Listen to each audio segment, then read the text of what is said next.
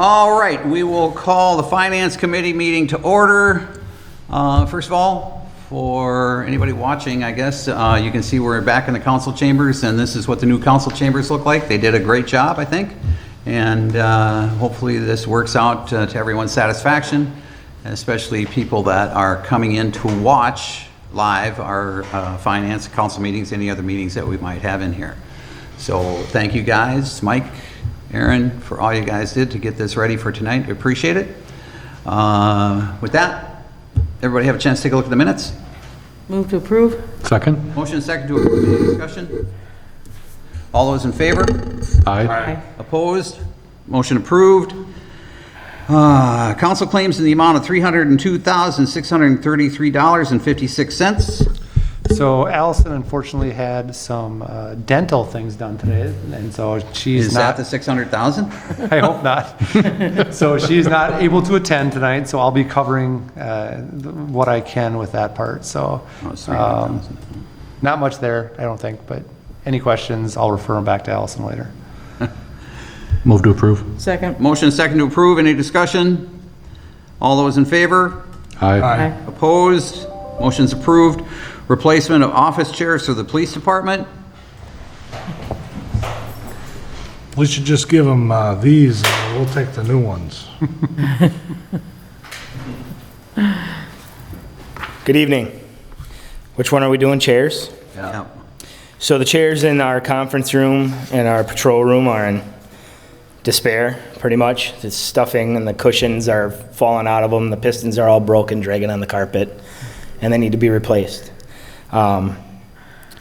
The funding source I have is we have a donation account, a police revenue, special revenue account that we get donations from different community organizations or what have you that goes into that fund.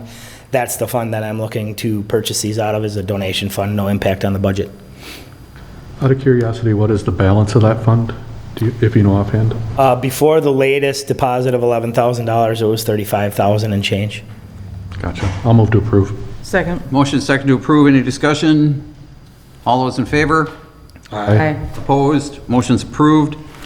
GPS units for squad cars.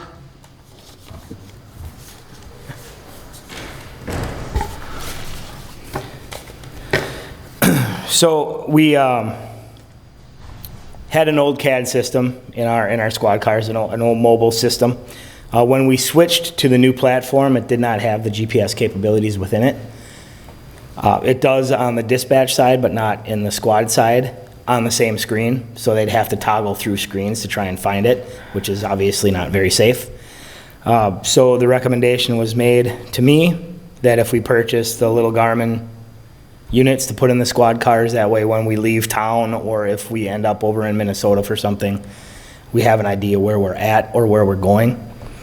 The fund for this, well, I guess I'll break it down. There's two different systems, the Garmin 51, the Garmin 52.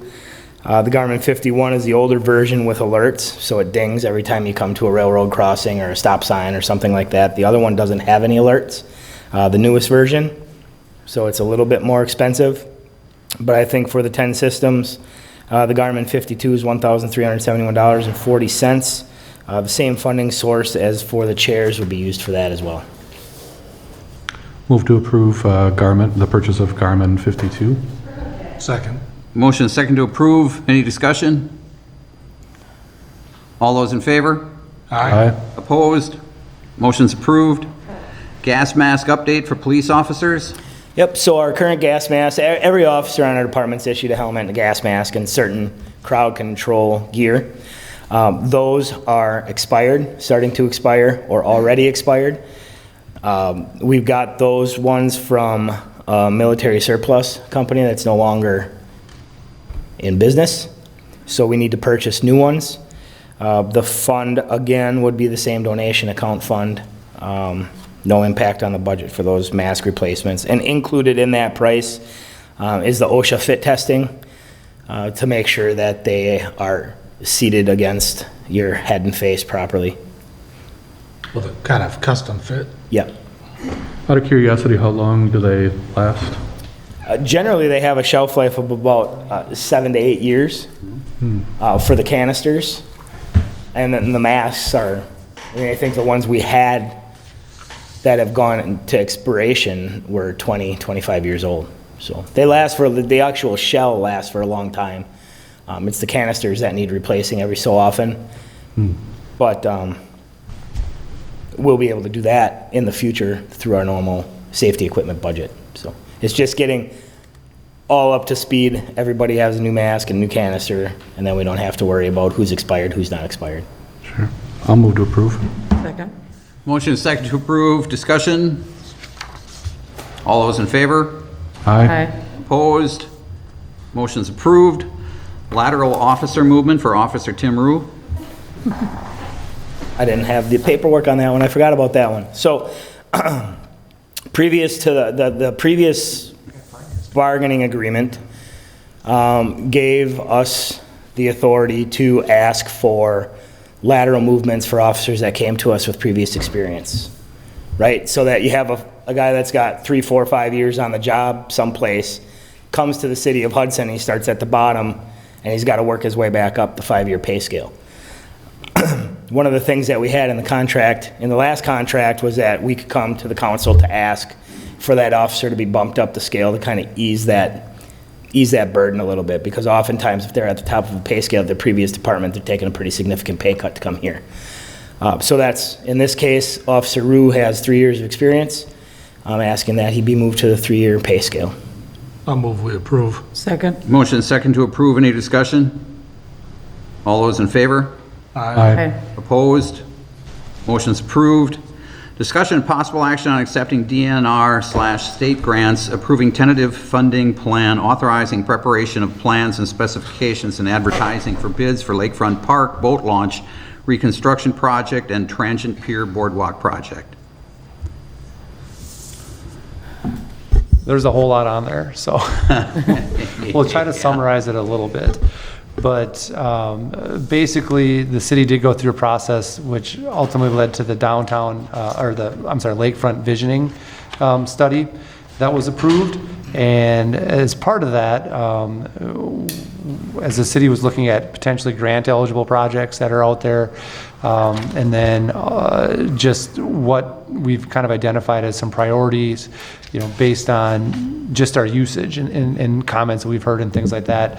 Really the top 2 things that sort of came out was the kind of the transient pier boardwalk area, which would allow for boaters to come in, moor their boats, be able to walk downtown, things like that, where right now that's really not possible most of the year. And then of course the other one is the boat launch reconstruction itself, which, as everyone knows, the boat launch is highly used. We need to expand that area. We need more parking. We need, just a whole better layout, all those sort of things. So with that, the staff, Miraz mostly, applied for funding for both the projects. For the transient pier boardwalk project, we received about $400,000 in grant money from the state, and for the boat launch reconstruction, we received about $250,000. So with those 2 grants, we still are left with a fairly sizable amount of money to fund these projects. We looked at funding basically a little more than half the city's share, using the TID revenue from our downtown TID district. As we know, that TID revenue can only be used in that district, so it really is only eligible for use in the downtown area.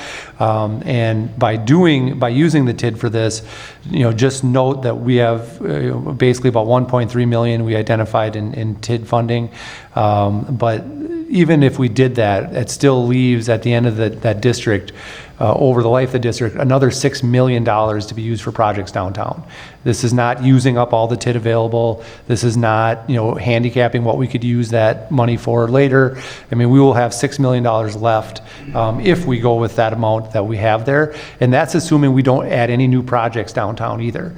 So if we add any new TID projects to the downtown area, which we will have a number of redevelopment projects coming forward, that'll just add to that TID revenue down there. So this is $6 million based on what we have today. today that we'd have left over after this. But we anticipate that we will see more revenue coming into that district as we have a couple new projects coming forward soon that would be fairly sizable. So there's that. And then the difference is about $850,000 still. And so with that, we would either look at bonding or using the ARPA funding. As you know, we haven't committed anything as far as ARPA funding yet because we haven't gotten the final guidance from the federal government. So we've been hesitant to roll anything out to the council until we knew for sure all the eligible uses, things like that. But we do know that recreational uses are eligible. That won't change. They won't be ruled ineligible. So when you look at this, these are definitely eligible projects for ARPA funding, but I wanted to be able to show the council, which is what is in the Finance Committee, which is what is in the packet, that if we decided that we wanted to just bond for that amount, let's not consider ARPA. If we decide not to use ARPA for that, we'd be basically looking at about a $65,000 bond levy increase each of the years for the bond to pay for that portion of it. And we tried to show the tax impact of that, which on basically a $500,000 home is about $14 a year that they would see increase in their taxes to pay for that share if we bonded for all of it. If we didn't use the ARPA, if we just bonded for that basically $856,000, a $500,000 home would see their taxes go up about $14 a year to pay for that debt service on it. So with that, what we're trying to say tonight is that we don't have to decide on the final funding yet. We can determine that at a later date.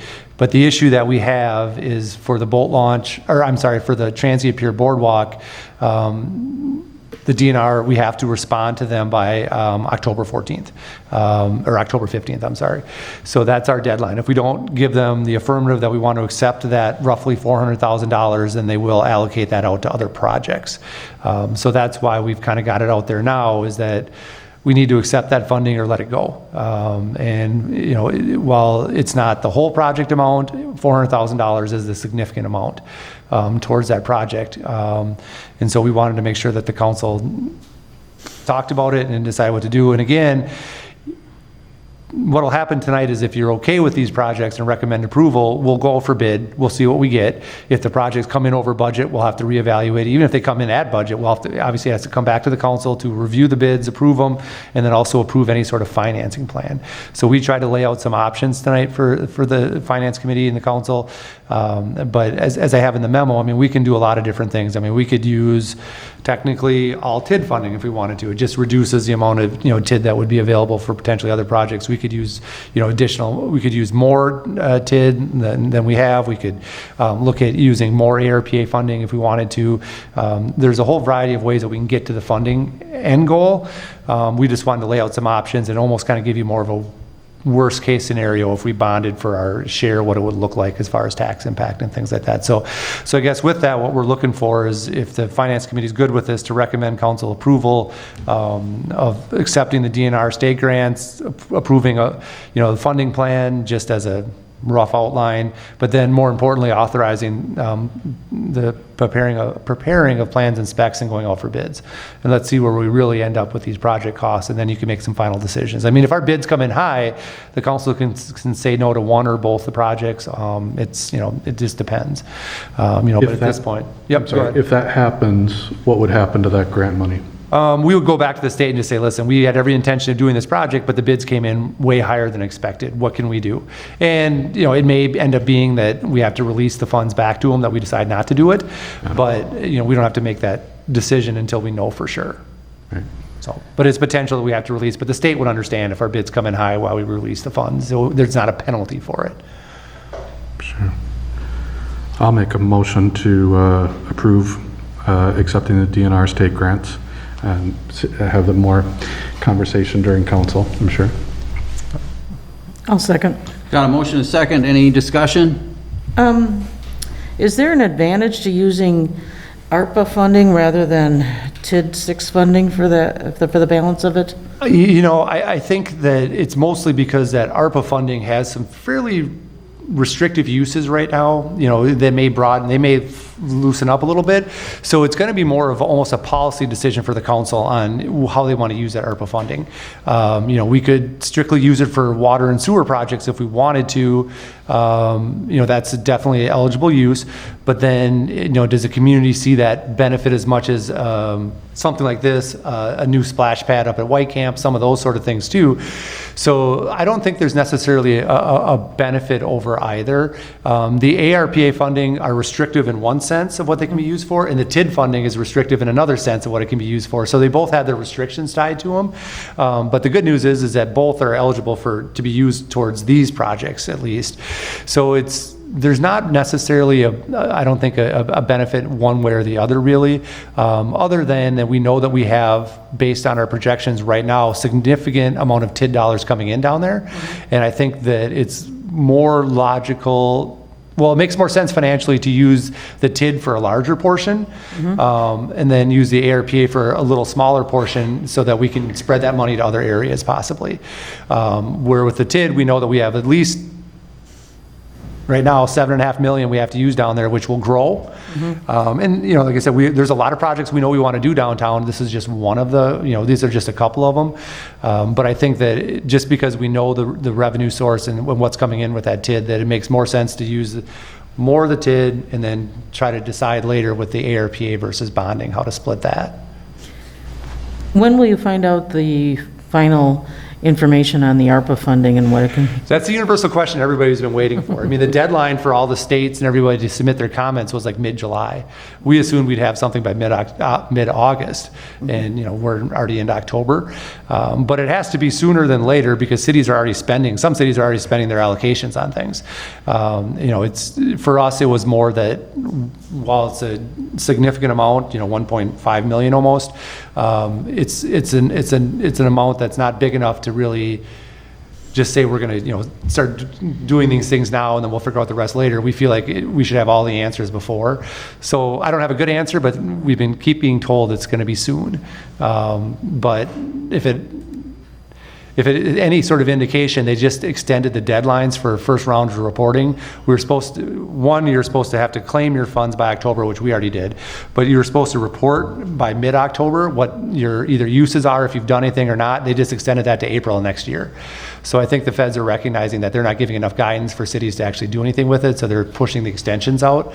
I don't know what that means for the final guidance, but what other hopefully soon. projects are possible for that funding? So right now, we know for sure that water, sewer sort of projects, infrastructure projects are definitely eligible. We know that anything that there's a revenue loss calculation, but it's a fairly strict one. So we won't have a whole lot of revenue loss use that we can use it for.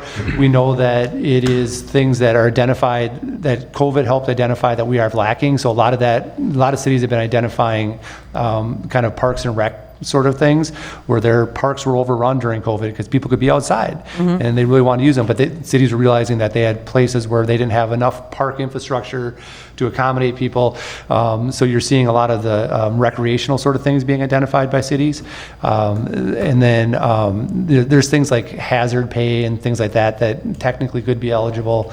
I know that one of our council members had brought up, assistance to small business or direct citizens assistance. Those are eligible uses, but all of these have certain restrictions to them. So I know that as of right now, like when you talk about direct business assistance or citizens assistance, we're not really eligible because of our income levels. It's based on census block income levels of what you can do.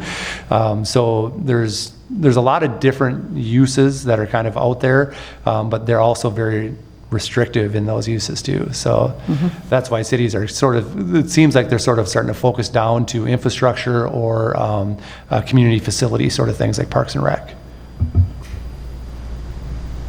Okay, thanks. Anybody else? Anything? All those in favor?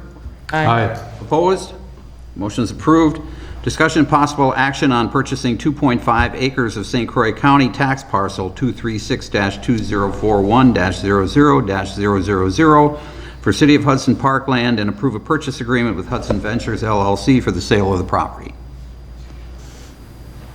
I think we're going to leave this one as does anybody have any questions about it? Does anybody have any questions on this? There's obviously a parcel of property that was purchased, Hudson Ventures, on the corner of Old Highway 35 and Hanley Road.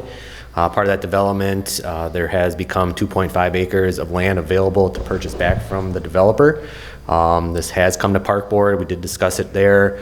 It was approved unanimously to use parkland dedication funds to purchase this land. It fills a couple of needs there, obviously, with the adjacent apartment complex going in, but also the Hudson Meadows development, because they are on an island out there, and we've heard, and Bill, I know you've heard multiple times, how they just don't feel part of the city, and this would be a good connection. We can get them over to the trail system on Hanley, so on and so forth. So it's kind of a win-win from the city's perspective. And, we have available monies to use for this type of opportunity. So, like I said, discuss that Park Board, pass unanimously in front of you tonight, looking for a recommendation to approve. I just had one question. Where are you, and you answered some of this, but where are you in the process in terms of how soon plans would get built out for something like this, potentially updated for the parkland? So if approved tonight, what would happen is we'd go back to the Park Board next month, and they would look at and develop a master park plan of it. The thought is to kind of piggyback on some of the grading work that'll be happening at the site, and have them do an area for us as well on that parkland, whether it's, creating a trail, doing some level space for a playground, so on and so forth.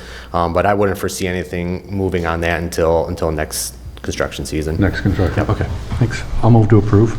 Second. Got a motion second to approve. Any further discussion? So, do you know approximately what the appraised value is for that parcel? I don't. Do you, Nick? Well, I can tell you the entire 6 acres was acquired for $800,000 or $850,000. So the value is probably twice as much as the $100,000 that's being paid for the 2.5 acres. Okay. Thank you. And so you don't have nothing's been decided yet as far as what kind of improvements will be put into that park? No, not yet. No, just looking to acquire the land tonight. And then how much money is left in that account? Yep, so to date, there's approximately $475,000 in that parkland dedication B.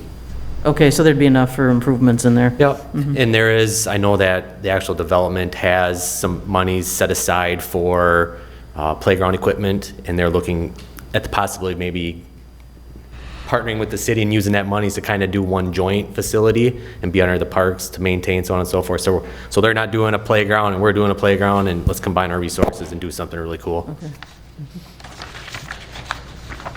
Anything else? All those in favor? Aye. Opposed?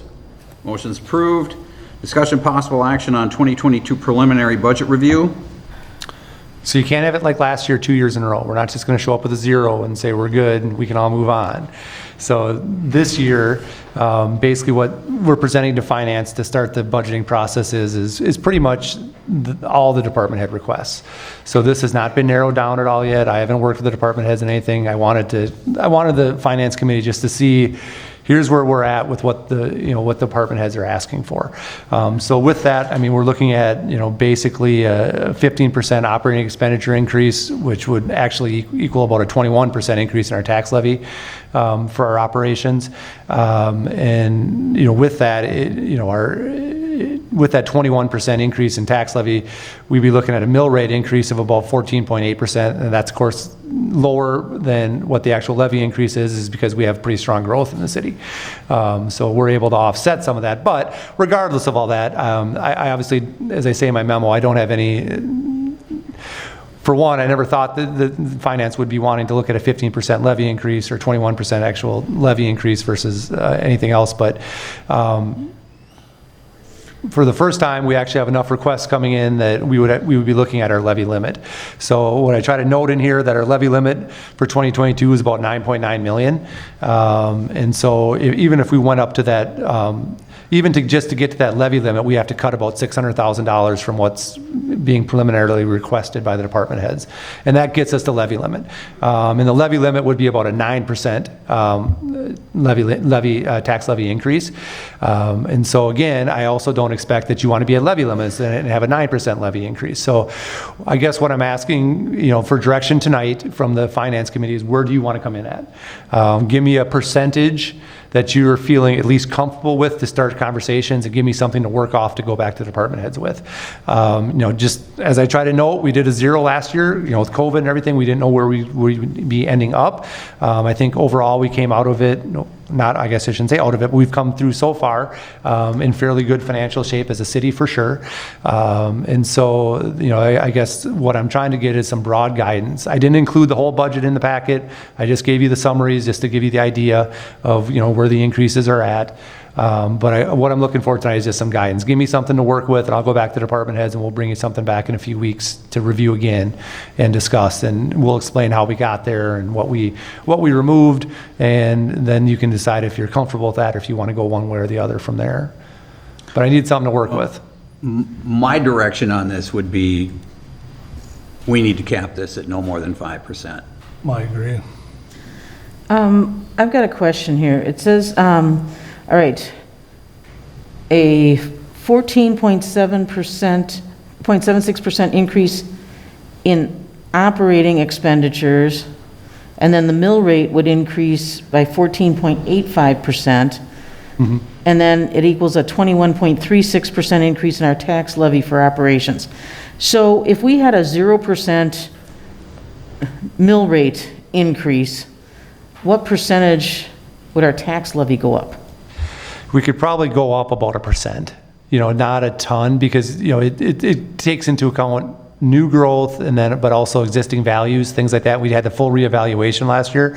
So we're pretty tight on there. So if we actually wanted to see our mill rate basically stay the same, yeah, I'm guessing maybe 1 to 2%. You could see it go up. We wouldn't adjust mill rate. But also, one other thing I try to note in there, our mill rate is the lowest in the area. I mean, even if we went with our full levy limit, we'd still be probably the lowest city mill rate. We've done a very good job in controlling, taxes. We've also had very strong value growth. It's a good combination to have. But I don't want the council, it's a policy thing, but I would rather council didn't focus on keeping the mill rate flat, because I think that would really hamper what we could do for anything. I think we want to look at what's just a reasonable, levy increase. I mean, I think right now, everybody's looking at a CPI of about 3% is what the state is using as a consumer price index increase of 3%. That doesn't equate to what our levy increase should be, but I think just in looking what we want to try to do with positions, potentially adding positions, things like that, as we all know, we're definitely have the lowest staffing count of a city of comparable size in our region for sure. And you can only sustain things so long with limited staffing. So, I think if we can get to a reasonable increase of 5% at the highest, that's something we can work with. We can do a lot with that still, I think, and, but we'll have to see. I would agree with that too, the capping it at 5. So, what was inflation for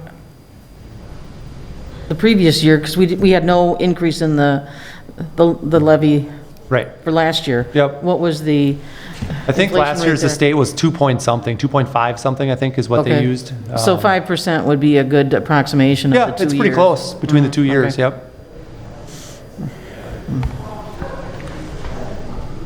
Anything more? All right, we'll start cutting. We'll be back next time with something revised closer to that 5, and we'll explain how we got there. I've got a question here. The library, what's the status on the plan for the library? I see that you've got a flat number for the library. Yeah, I got a flat number for the library, but we're actually, what we have in here is a reduction in the library lease amount. That's way more than what we could probably really do as far as our contribution amount. So we're working through we have to renew our lease with the library, and we're working through some of that, but we have about a 55% reduction in their lease payment for the year, which equates way more than a 3%, 4%, 5% increase to their payment. So we're kind of looking at it that way. But the big picture funding side of it, we still haven't been able to get final okay from the state agencies that have to agree to the proposal that we've talked about before. We're hoping we get that this week, to be honest, and then we can take a look at, that would change greatly what we do here for next year if we're able to implement it in time. So if you haven't I gotten- could jump in real quick on this. I think everybody is fairly well apprised of what we're trying to do with the county relative to library funding. We're hoping to accomplish that this year, all right, so that we wouldn't have to worry about any funding level increases coming from any of the municipalities. The biggest problem that we're running into here is that if we don't get a positive outcome, or let's just say if it gets pushed off beyond the budget time limit, finalization, then if we have to increase our funding level, that goes to the 3-year average.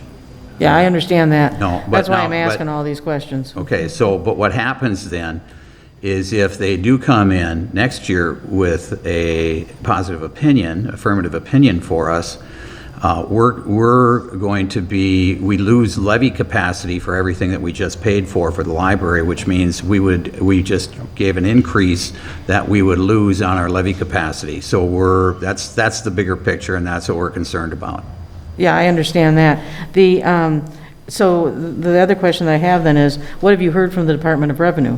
Nothing. Right, so that's our issue, is we actually have 2 state departments that need to sign off on this, we figured out. So it's the Department of Revenue, Department of Public Instruction that oversees the libraries. So we're waiting for opinions on both of those, but they've both said, hopefully this week we'll have that. Okay. So we should know sooner than later what our options are. But I think the mayor makes the best point. If we do a 20% increase in the library funding, but all of a sudden this new formula works, we're going to lose that Yeah, library no, I levy, understand that. and that would be a big problem for us then. Which is So- why the negotiation is going on for reduced rent cost.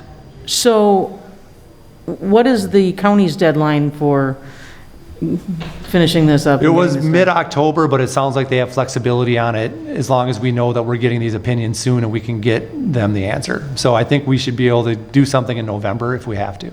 Okay, I hope. thank you. Yep, Okay, everybody good? I got what I need. All right. I've got nothing. Anybody? Motion? Second? Motion second to adjourn. All those in favor? Aye. Aye. Opposed? Motion's approved. We stand adjourned. Thank you, everybody.